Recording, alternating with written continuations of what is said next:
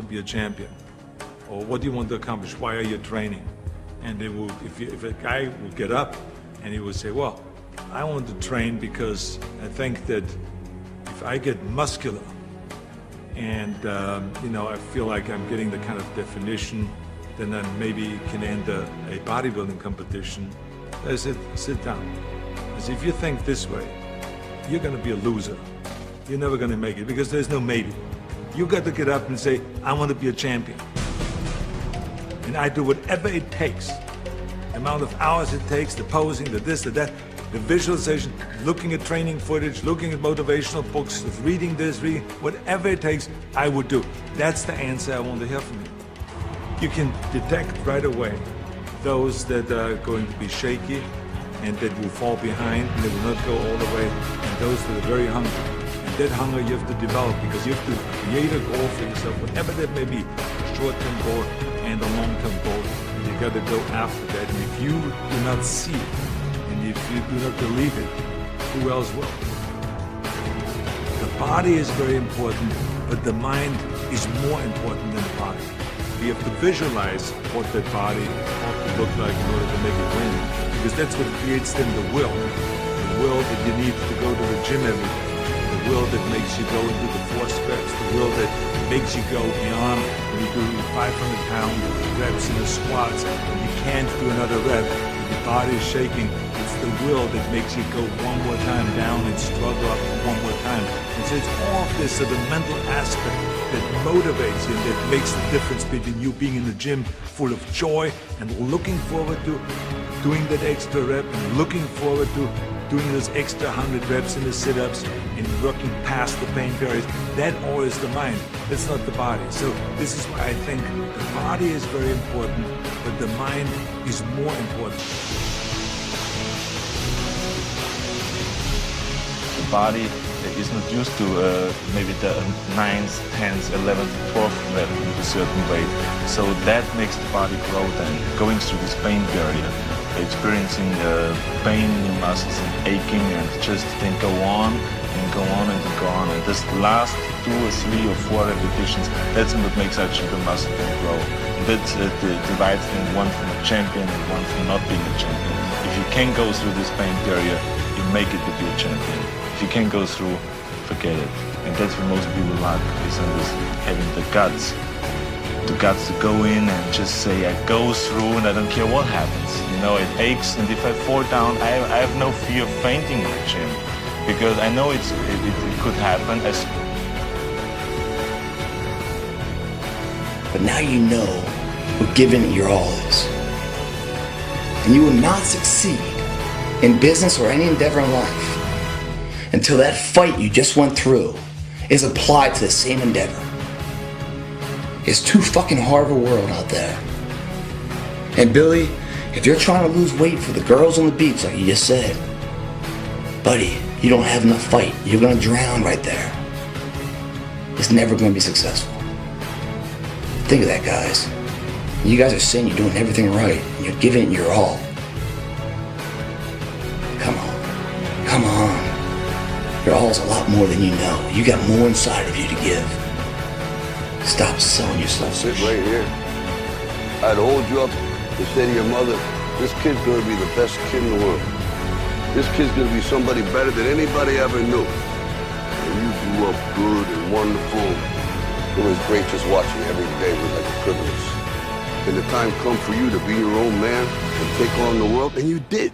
But somewhere along the line, you changed. You stopped being you. You let people stick a finger in your face and tell you you're no good. And when things got hard, you started looking for something to blame, like a big shadow. Let me tell you something you already know. The world ain't all sunshine and rainbows. It's a very mean and nasty place, and I don't care how tough you are, it will beat you to your knees and keep you there permanently if you let it. You, me, or nobody is gonna hit as hard as life. But it ain't about how hard you hit.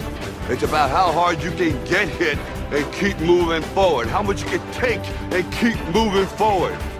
That's how winning is done. Now, if you know what you're worth, now go out and get what you're worth. But you gotta be willing to take the hits and not pointing fingers saying you ain't where you want to be because of him or her or anybody. Cowards do that, and that ain't you. You're better than that. So today, although we're slaves, we're going to act like we're free, and one day our children will be free. If the slaves would have just said, we quit, we give up, we would have died in the Middle Passage. But some slaves said, I don't care what we go through, we're going to survive this. 400 years of slavery, we're going to get through this. And you can't get through it 1825.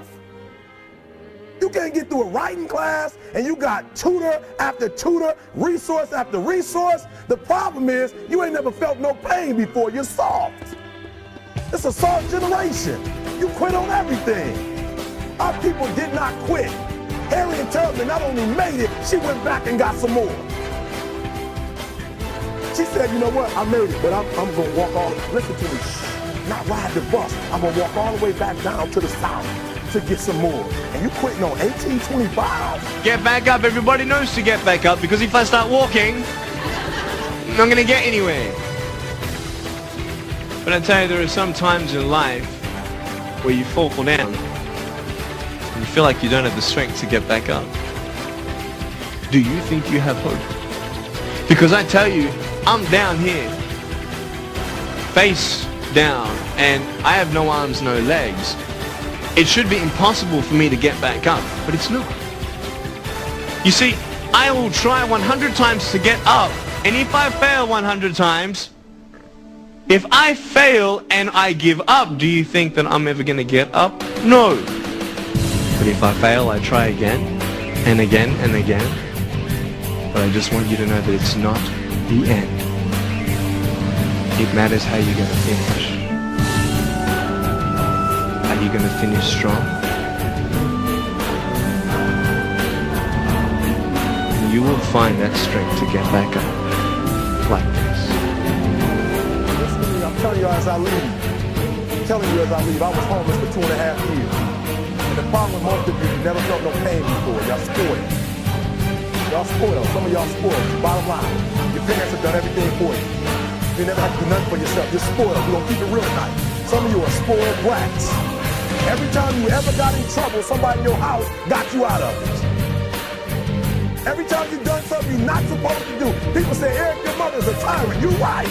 She kicked me out. You're right. She's mean, but she developed a man because she put me out there and said, you're going to have to grow up. And some of you have never learned to grow up. So every time something gets hard, you quit, you call mama. I dare you to take a little pain. I dare you. I dare you not to go home. Somebody said, I don't go home, I feel bad. So go through it. You're going to die. At the end of pain is success. You're not going to die because you're feeling a little pain.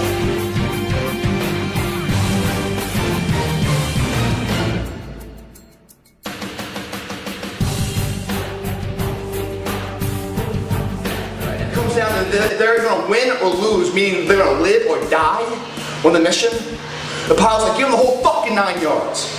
Everything you fucking have. In order for us to win. And in their situation, winning was living. In order to continue to live. To not to perish, to not to die. Give it everything I have in order to survive. The whole fucking 9 yards. They were fighting for their life. And here.